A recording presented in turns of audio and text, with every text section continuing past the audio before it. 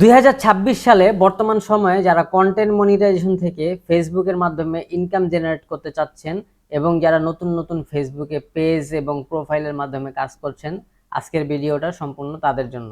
আসসালামু আলাইকুম, আমি এমজিআর উজ্জ্বল। এতদিন ধরে হয়তোবা আপনারা ফেসবুকের আপডেট নিয়ে আমার কাছ থেকে ভিডিও পাননি, এখন থেকে নিয়মিত ভিডিও পাবেন। তো আমরা কথা না বাড়িয়ে মূল ভিডিওতে চলে যাই। তো 2026 সালে যারা ফেসবুকে কাজ করবেন এবং কন্টেন্ট মনিটাইজেশনের মাধ্যমে ইনকাম জেনারেট করতে চাচ্ছেন, তাদেরকে কিছু দিক নির্দেশনা আপনারা ফলো করবেন। কারণ আমি দীর্ঘদিন যাবত আমার দুইটা ফেসবুক পেজ আছে, ঠিক আছে, দুইটাতে আমার মনিটাইজেশন আছে। তো আমি আমার এতদিনের জ্ঞানে যা হয়েছে, মানে আর কি, আমি কিভাবে মনিটাইজেশন পাইছি এবং মনিটাইজেশন নিয়ে কি কি ঝামেলা হয়েছে এবং কিভাবে ইনকাম জেনারেট করতে হয়, কিভাবে কাজ করতে হয়, তার দিক নির্দেশনাগুলো আপনাদের সাথে আমি একটু শেয়ার করব, ঠিক আছে। তো আপনারা বর্তমান সময়ে যারা ফেসবুকে কাজ করবেন, তারা প্রথমেই সিলেক্ট করে নেবেন যে আপনারা কি পেজে কাজ করবেন নাকি প্রোফাইলে। পেজে কাজ করলে একটা হইতেছে কি, মানে একটা ব্র্যান্ড ভ্যালু তৈরি হয়। আর প্রোফাইলে কাজ করতে করা হইতেছে যে আপনি আপনার বন্ধু বান্ধব এবং আত্মীয় স্বজনের সাথেও কানেক্টেড থাকতে পারলেন এবং পাশাপাশি আপনি ইনকাম জেনারেটও করতে পারলেন। আর যদি আপনি পেজে কাজ করেন, তাহলে পেজটা হইতেছে কি অনেক দ্রুত ছড়ায় যায় এবং এটা প্রথমে ছড়ায় না। প্রথমে আপনার এটা অল্প ফলোয়ার থাকবে, জিরো থেকে শুরু করবে, মানে এটাতে অনেক কষ্ট করে আগাইতে হবে। আর যদি একবার সাকসেস পায় যান, তাহলে প্রোফাইলের চাইতে ব্যাপকভাবে আপনারা, মানে এটার মাধ্যমে সফলতা অর্জন করতে পারবেন। তো এটা হইতেছে পেজ এবং প্রোফাইলের মাধ্যমটা। এরপর হইতেছে কন্টেন্ট মনিটাইজেশন। অনেকে আছে আমরা ফেসবুকে কাজ করার আগে মনিটাইজেশন নিয়ে চিন্তা করি যে আমরা মনিটাইজেশন পাবো এবং ইনকাম জেনারেট করবো। তো এই চিন্তাটা যার মাথায় একবার ঢুকে যাবে, সে কখনই আপনারা ইনকাম জেনারেট করতে পারবেন না, এমনকি ফেসবুকে সফলতাও পাবেন না। আপনাকে প্রথমে কন্টেন্টের কোয়ালিটির উপর আপনার ফোকাস রাখতে হবে, ঠিক আছে, তারপরে হইতেছে মনিটাইজেশন। আগে যদি আপনার কন্টেন্ট কোয়ালিটি ভালো না হয়, আপনি যখনই ফেসবুক বা ইউটিউব বা টিকটক যেটা ইউজ করেন না কেন, তখন কিন্তু আপনি একটা ভালো ভিডিও আসলে পুরো ভিডিওটা দেখেন, বা যেটাই হোক, যেই পোস্টটাই আসুক, সেটা আপনি যখন একটা ভাইরাল পোস্ট হয়, যখন একটা ভালো ভিডিও, ভালো একটা কন্টেন্ট আপনার সামনে আসে, তখন আপনি অবশ্যই দেখতে বাধ্য হন। আর যদি প্রথমে যদি দেখেন যে ভিডিওটার কোনো কোয়ালিটি নাই বা পোস্টের কোনো কোয়ালিটি নেই, তাহলে কিন্তু আপনি সেটা দেখেন না এবং পরবর্তীতে যদি ওই একই ব্যক্তির যদি ভিডিও বা পোস্ট আপনার সামনে আসে, আপনি কিন্তু তখন তাকে ফলো করবেন না বা ইগনোর করবেন, ঠিক আছে। তো এভাবেই কিন্তু কোয়ালিটিটা ড্যামেজের দিকে চলে যায়। তো আপনাকে মূল ফোকাস করতে হবে কন্টেন্ট কোয়ালিটির উপর। যেমন ধরেন বাংলাদেশে অনেকেই আছে পপুলার, যেমন জেকে শান্ত এখন মোস্ট পপুলার একজন ভাইরাল পারসন, ঠিক আছে। এরকম সেলিব্রিটি বহুত আছে ফেসবুকে। তো তাদের ভিডিও কিন্তু আমরা যখন আসে তখন কিন্তু আমরা থমকে দাঁড়াই এবং তাদের ভিডিওগুলো আমরা কন্টিনিউ করি এবং দেখতে থাকি, ঠিক আছে। তো আপনাকেও ওরকম একজন যদি, মানে কন্টেন্ট ক্রিয়েটর হিসেবে যদি আপনি ফেসবুকে কাজই করেন, আপনি কমেডি কন্টেন্ট ক্রিয়েটর হন, ব্লগার হন, সেটাই হন না কেন, সেই কন্টেন্টটা আপনি ভালোভাবে, মানে ডেলিভারি করার চেষ্টা করবেন, যাতে আপনার অডিয়েন্স, যাতে আপনার ভিডিওটা যাতে পুরো সম্পূর্ণ দেখে। তাহলে কিন্তু আপনার ফলোয়ারও বাড়বে এবং আপনার লাইক কমেন্ট এঙ্গেজমেন্ট হবে এবং ফেসবুকের কাছে একটা গ্রিন সিগন্যাল যাবে এবং আপনি খুব দ্রুত মনিটাইজেশন পাওয়ার জন্য এক ধাপ এগিয়ে যাবেন। এই হইতেছে কন্টেন্ট মনিটাইজেশন পাওয়ার মানে মূল একটা দিক নির্দেশনা, ঠিক আছে। তারপর হইতেছে ক্যাটাগরি। ক্যাটাগরি এটা হইতেছে সবচেয়ে একটা important part Facebook, YouTube, TikTok তিনো জায়গাতেই, ঠিক আছে। তো মনে করেন আপনি ফেসবুকে একটা পেজ খুললেন, তো আপনি এক এক দিন এক এক ধরনের কন্টেন্ট দিতেছেন। আজকে ব্লগ, কালকে কমেডি, পরশু দিন দেখা যেতেছে আপনি বাইক নিয়ে বেরিয়েছেন, রাইডের ভিডিও দিতেছেন, বা দেখা গেছে যে যখন খেলা নিয়ে ভিডিও চলতেছে, খেলার ভিডিও দিতেছেন, বা দেখা গেছে যখন আপনি আবার ঘুরতে যেতেছেন বন্ধু বান্ধব নিয়ে, সেই ভিডিও দিতেছেন। আবার দেখা গেছে বন্যায় পানি হয়েছে, সেখানে যায় ভিডিও দিতেছেন। তারপর দেখা গেছে যে কোনো রাজনৈতিক কোনো একটা ইস্যু নিয়ে ব্যাপক ঝামেলা হইতেছে, সেই জায়গাতে আপনি যা ব্লক করে ভিডিও ছেড়ে দিতেছেন। এই ধরনের কাজ করলে হবে না, ফেসবুকে ক্যাটাগরি মেনটেন করতে হবে। সেটা হচ্ছে যে কোনো একটা টপিকের উপর আপনি যদি কন্টিনিউ কাজ করেন, তাহলে এখানে আপনি ফেসবুকে একটা বড় ধরনের সফলতা পাবেন। এবং একটা ক্যাটাগরির উপর যদি কাজ করতে থাকেন, দেখা গেছে আপনি কমেডি ভিডিও করতেছেন, ফানি ভিডিও করতেছেন, 10টা ভিডিও ছাড়লেন, যে কোনো একদিন একটা ভিডিও ভাইরাল হয়ে গেল, ওই ভিডিওর মাধ্যমে যে ফলোয়ার গুলো আসবে, তখন তারা কি, তারা কিন্তু ফানি ভিডিও দেখতে পছন্দ করে।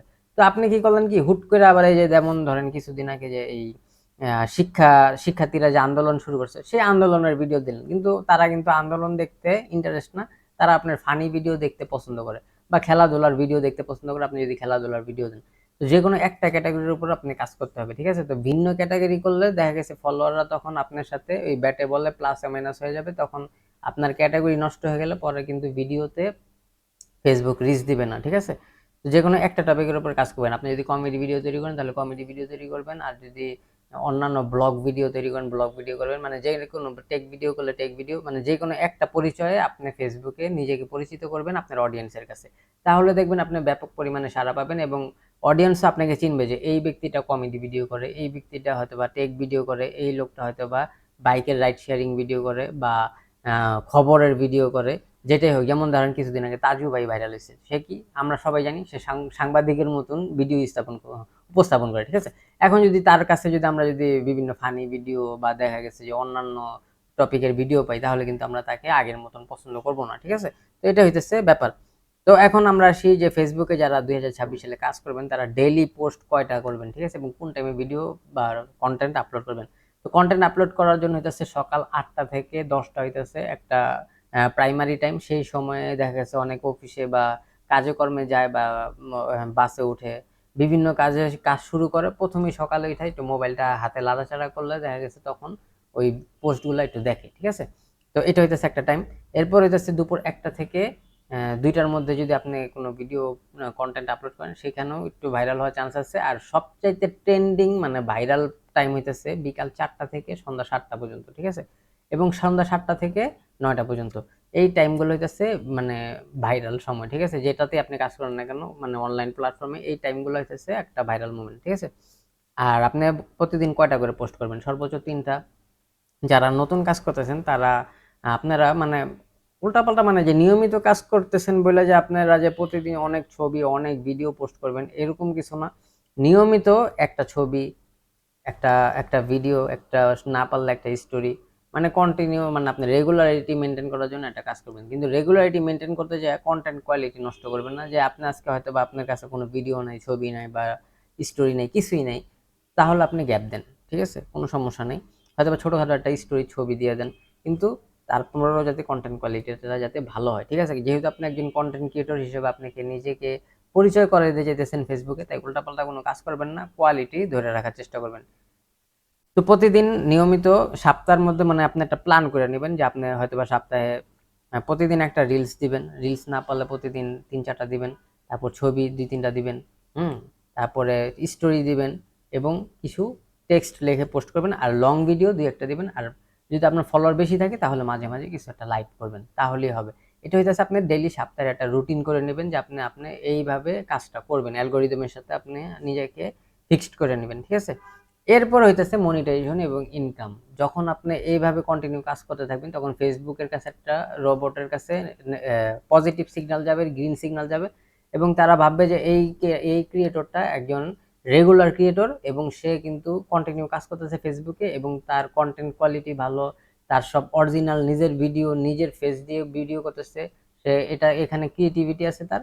তখনই কিন্তু আপনাকে অটোমেটিক কন্টেন্ট মনিটাইজেশনের জন্য ইনভাইটেশন পাঠাবে, তখন আপনি সেট আপ করে কন্টেন্ট মনিটাইজেশনের মাধ্যমে ইনকাম জেনারেট করতে পারবেন। এই হইতেছে মানে পুরোপুরি একজন ফেসবুকে ইনকাম করার জন্য, কন্টেন্ট মনিটাইজেশন পাওয়ার জন্য একটা হইতেছে মানে 2026 সালে বর্তমানে এই প্রসেসেই সবাই কন্টেন্ট মনিটাইজেশন পাইতেছে। তো আপনিও যদি পেতে চান ঠিক এইভাবেই কাজ করবেন। কোনো অন্য জনের ভিডিও ডাউনলোড করে বা ইউটিউব থেকে টিকটক থেকে ডাউনলোড করে কারো ভিডিও কপি না করে নিজের প্রতিভা দিয়ে আপনি যদি সফলতা অর্জন করতে পারেন, সবই হবে বড় আপনার পাওয়া, ঠিক আছে, সফলতা। আর বর্তমানে মনিটাইজেশন থেকে আগে একটা সময় দেখা গেছে যে আমি যখন প্রথম মনিটাইজেশন পাই এবং আমি তখন মনিটাইজেশন পাই নাই, প্রচুর চেষ্টা করছি, পাই নাই, কিন্তু আমি একটা পেজ কিনছিলাম, ঠিক আছে। তো তখন মানে মনিটাইজ ফেসবুকে উড়াধুরা ইনকাম, শর্টস অফ বিল্লাল $88,000 আপনারা দেখছেন যে সে পাইছিল ওই সময়ে।